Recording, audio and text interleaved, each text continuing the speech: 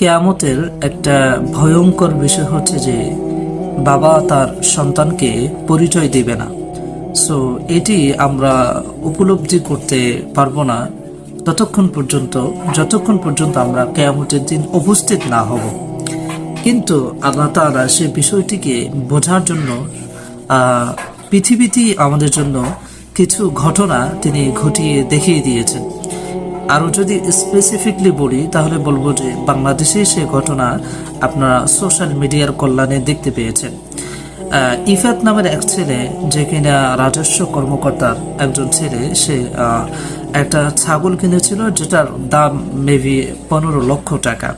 so এটা কেনার পরে সে যখন ফেসবুকে স্ট্যাটাস দেয় তখন সেটি রাতারাতি সোশ্যাল মিডিয়াতে ব্যাপকভাবে ভাইরাল হয়ে পড়ে এবং বাংলাদেশের যে সমস্ত সাংবাদিক বৃন্দ যারা রয়েছেন তারা যখন